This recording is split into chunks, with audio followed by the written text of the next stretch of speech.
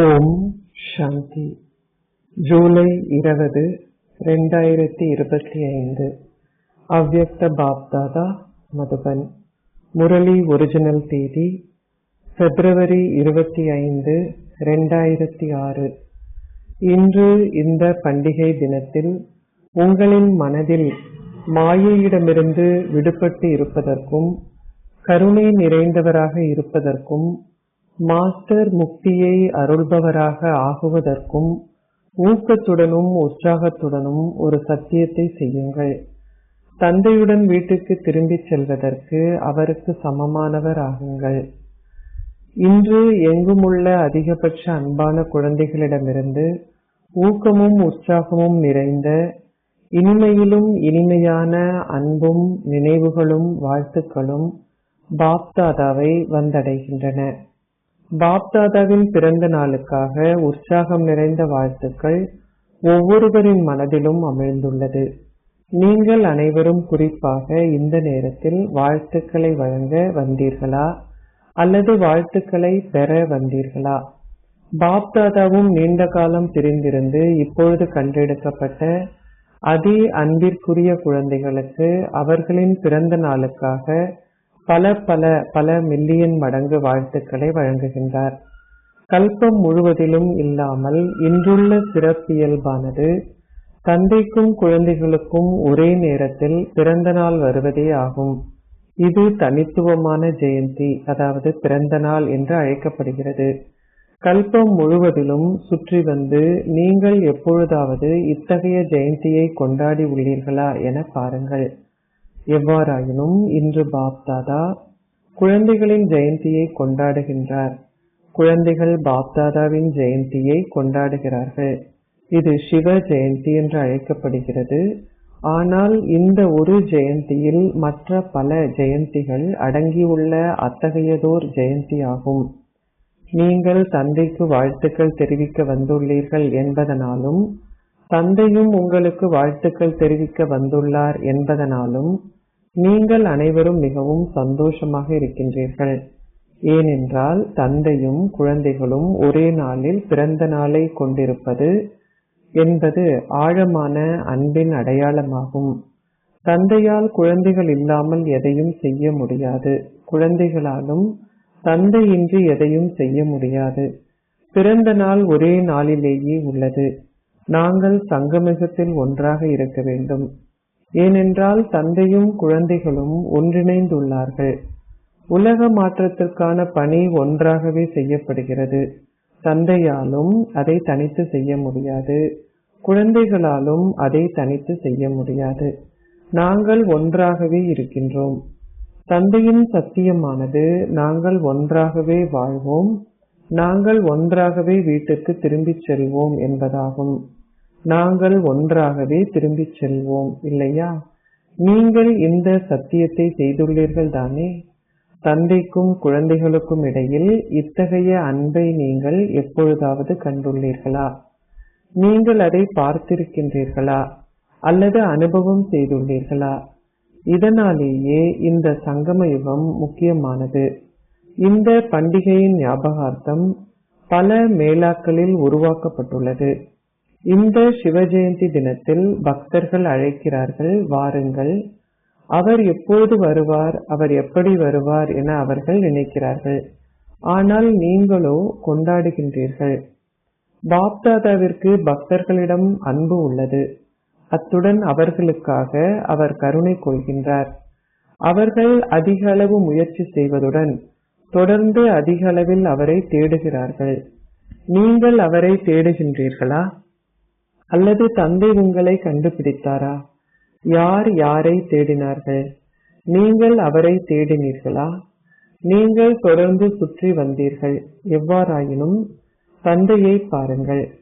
குழந்தைகளான நீங்கள் எந்த மூலையில் தொலைந்து இருந்தாலும் அவர் உங்களை கண்டுபிடித்தார். பலர் பாரதத்தின் பல பிராந்தியங்களிலிருந்து வந்தார்கள். வெளிநாடுகளும் அதில் சளைத்ததில்லை. குழந்தைகளான நீங்கள் 100 நாடுகளில் இருந்து வந்துள்ளீர்கள். நீங்கள் என்ன முயற்சி செய்தீர்கள்? தந்தைக்கு சொந்தமாகுவதற்கு நீங்கள் என்ன முயற்சி செய்தீர்கள்? நீங்கள் ஏதாவது முயற்சி செய்தீர்களா? தந்தைக்கு சொந்தமாகுவதற்காக முயற்சி செய்தவர்கள் உங்களின் கைகளை உயர்த்துங்கள். பக்தியில் நீங்கள் தந்தையை தேடுவதற்காக முயற்சி செய்தீர்கள். ஆனால் தந்தை உங்களை கண்டுபிடித்ததும் நீங்கள் ஏதாவது முயற்சி செய்தீர்களா? நீங்கள் ஒரு வினாடியில் ஒரு பேரத்தை செய்தீர்கள். ஒரு வார்த்தையால் அந்த பேரம் பேசப்பட்டது. அந்த ஒரு வார்த்தை என்ன? எனது என்பதாகும். குழந்தைகள் எனது பாபா என கூறினார்கள். தந்தையும் எனது குழந்தைகள் என கூறினார். அந்த பேரம் செய்யப்பட்டது. அந்த பேரம் இலகுவானதா அல்லது கடினமானதா? அது இலகுவானது தானே. அது சிறிய விஷயம் என்று உணர்பவர்கள் உங்களின் கைகளை உயர்த்துங்கள். சில நேரங்களில் உங்களுக்கு அது கடினமாக இருக்கிறது தானே, அல்லது உங்களுக்கு அது கடினமாக இல்லையா? அது இலகுவானது. ஆனால் உங்களின் பலவீனங்கள் அது கஷ்டமாக இருக்கும் அனுபவத்தை உங்களுக்கு கொடுக்கிறது. உண்மையான பக்தர்கள் சுயநலமான பக்தர்கள் இல்லை. உண்மையான பக்தர்கள் இந்த தினத்தில் மிகுந்த அன்புடன் விரதம் இருப்பதை பாப்தாதா பார்க்கின்றார். நீங்கள் அனைவரும் விரதத்திற்கான சத்தியத்தை செய்தீர்கள். அவர்கள் சில தினங்களுக்கு விரதம் இருக்கிறார்கள்.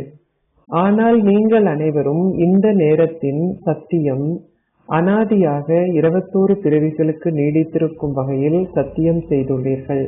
அந்த மக்களோ ஒவ்வொரு வருடமும் கொண்டாடி விரதம் இருக்கிறார்கள். ஆனால் நீங்களோ கல்பத்தில் ஒருமுறை மட்டும் விரதம் இருப்பதற்கான இந்த சத்தியத்தை செய்துள்ளீர்கள்.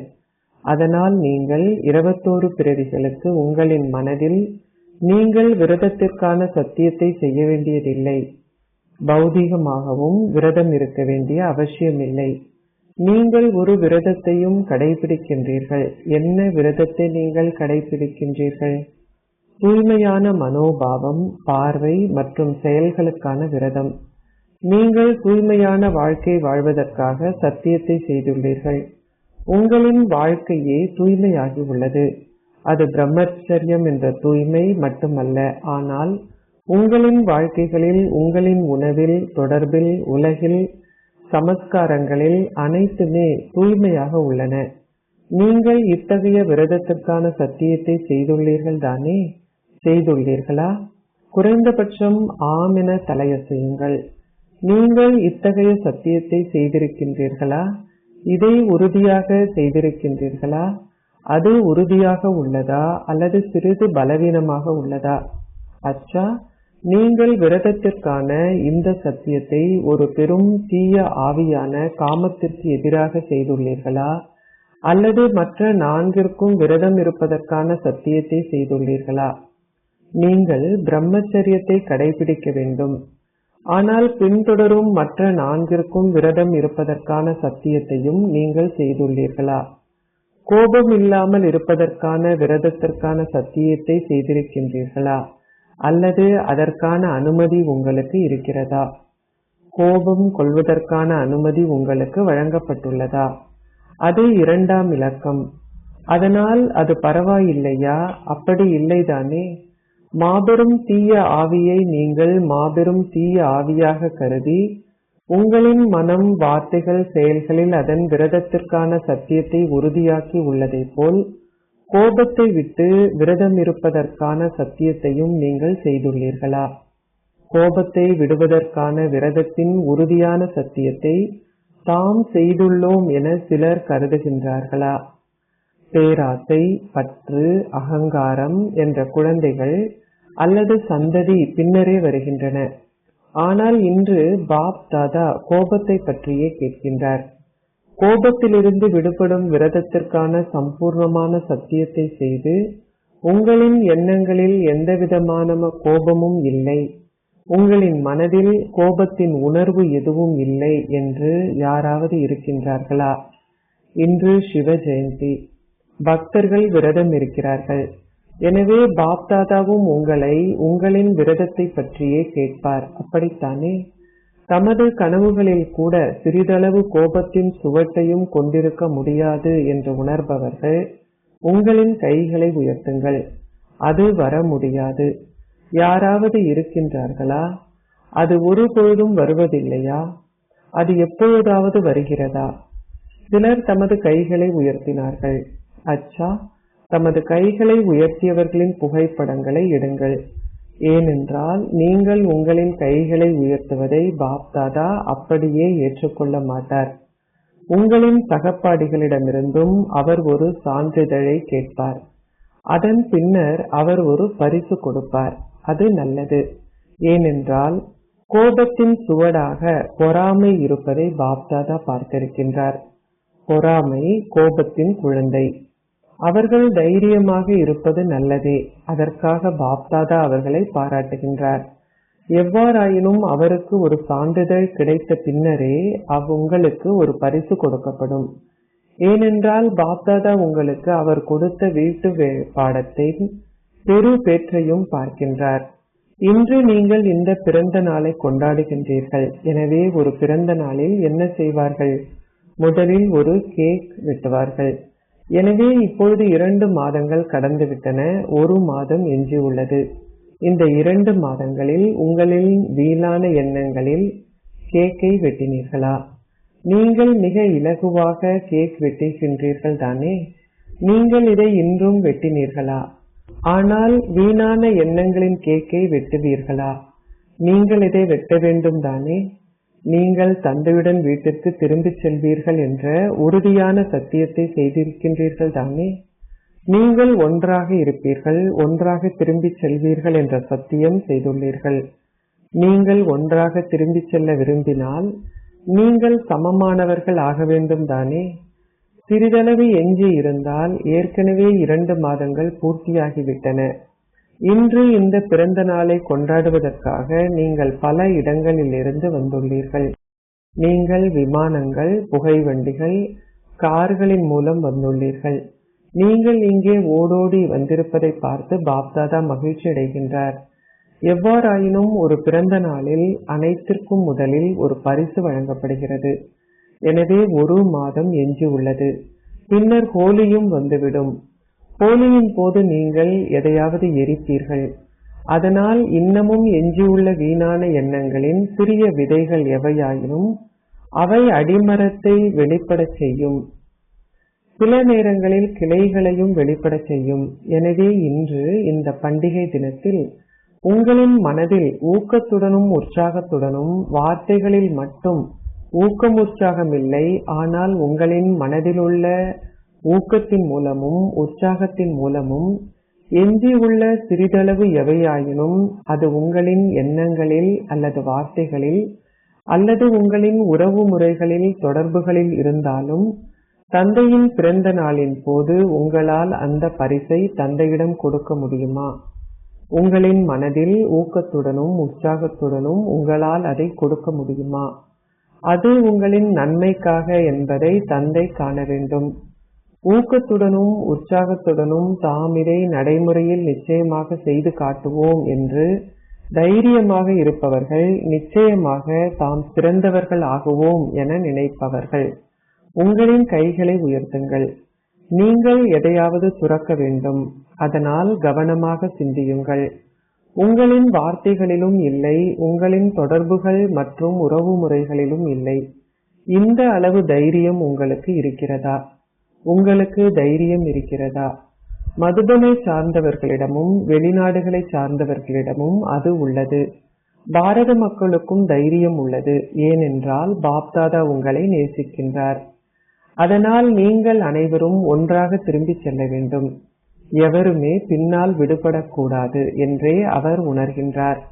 நீங்கள் தந்தையுடன் திரும்பிச் செல்வீர்கள் என்று சத்தியம் செய்திருப்பதனால் நீங்கள் சமமானவர்கள் ஆக வேண்டும்.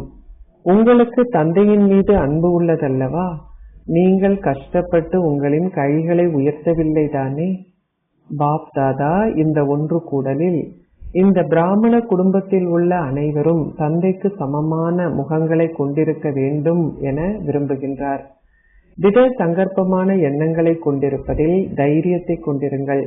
இது பெரியதோர் விஷயம் அல்ல. ஆனால் சகித்துக் கொள்ளும் சக்தியும் ஏற்றுக்கொள்ளும் சக்தியும் தேவைப்படுகின்றன. சகித்துக் கொள்ளும் சக்தி மற்றும் ஏற்றுக்கொள்ளும் சக்தி என்ற இந்த 2 சக்திகளையும் கொண்டிருப்பவர்களால் கோபத்திலிருந்து விடுபட முடியும். பிராமண குழந்தைகளான உங்கள் அனைவருக்கும் சகல சக்திகளையும் பாப்தாதா ஆசீர்வாதத்தின் வடிவத்தில் வழங்கியுள்ளார்.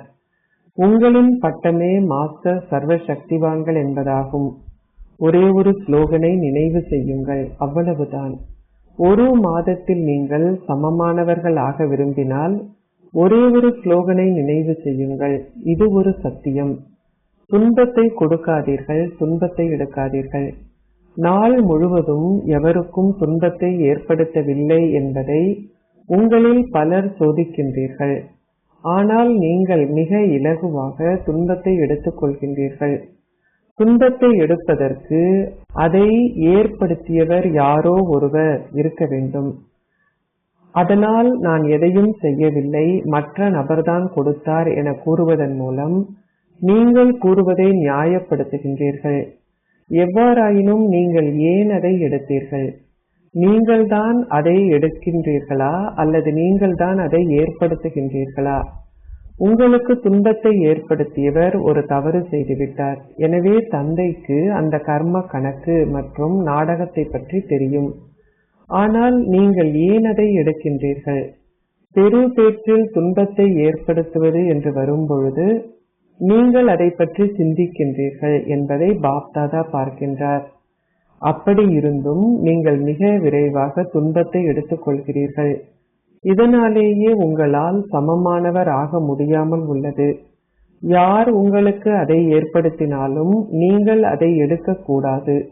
இல்லாதுவிட்டால் உணர்ச்சிகள் என்ற நோய் எண்ணங்கள் இல்லாமல் போகாது. உணர்ச்சிகள் என்ற நோய் அதிகரிக்கும். ஆகவே உங்களின் உணர்ச்சிகள் சிறிய விஷயங்களில் அதிகரித்தால் வீணான எண்ணங்கள் இல்லாமல் போகாது.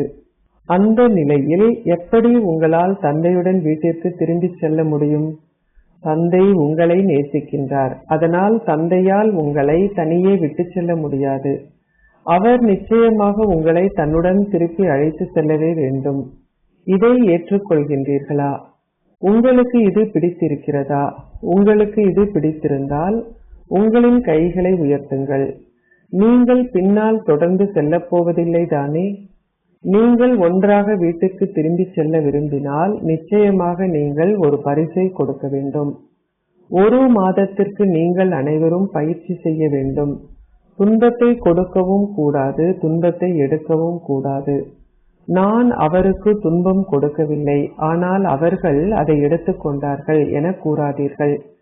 நிகழ்வுகள் நடக்கும், மற்றவர்களை பார்க்காதீர்கள், உங்களை பாருங்கள். நான் அர்ஜுனா ஆக வேண்டும். பாருங்கள், பாப்தாதா அறிக்கையை பார்த்திருக்கின்றார்.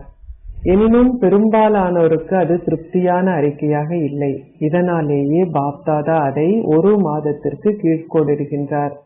இதை நீங்கள் ஒரு மாதம் பயிற்சி செய்தால் இந்த பழக்கத்தை நீங்கள் ஏற்படுத்திக் கொள்வீர்கள்.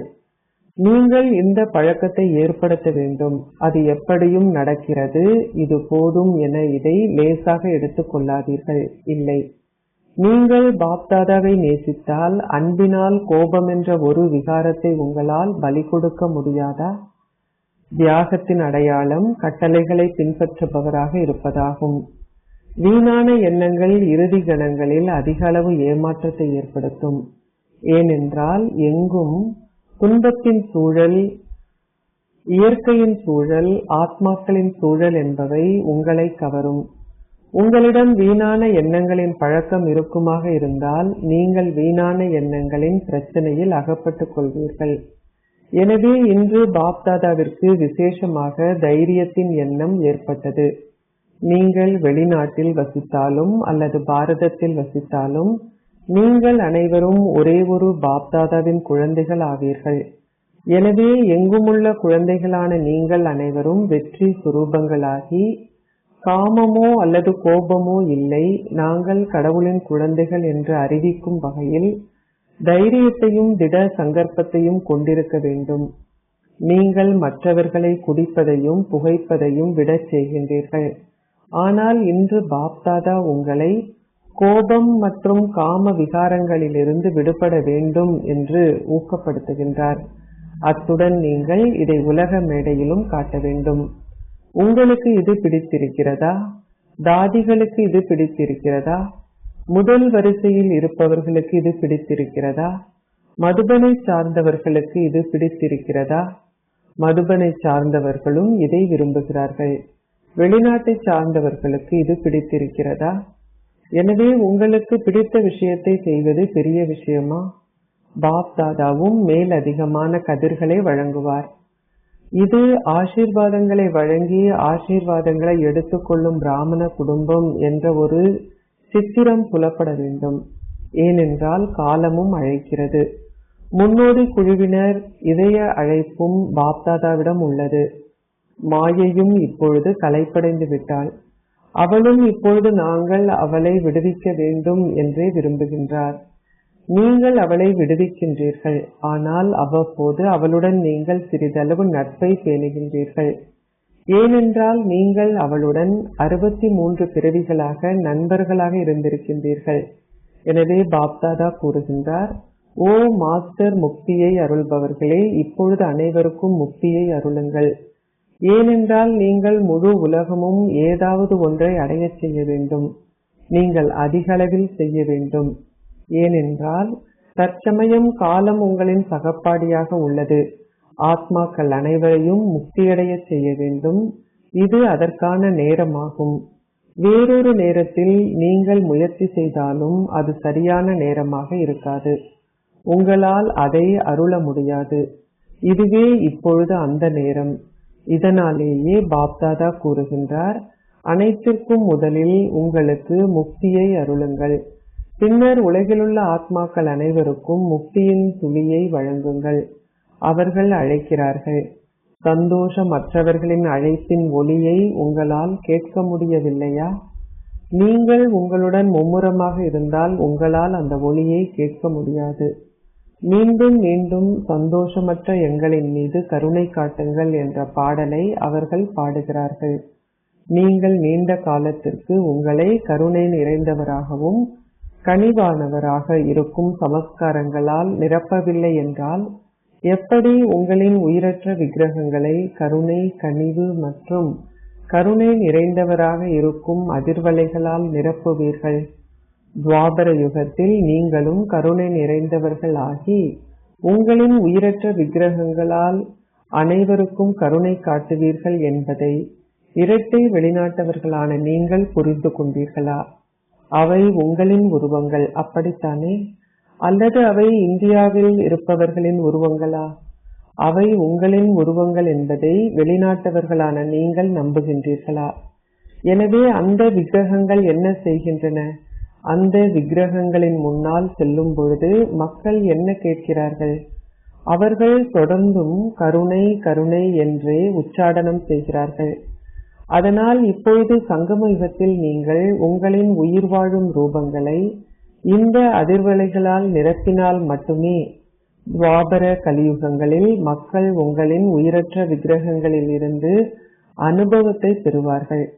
பக்தர்கள் நிச்சயமாக நன்மையடைவார்கள் தானே? பக்தர்களும் உங்களின் சந்ததியினர் அல்லவா?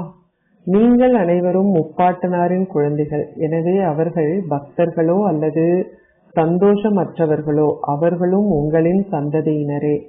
எனவே நீங்கள் கருணை கொள்கின்றீர்களா? உங்களிடம் அது உள்ளது.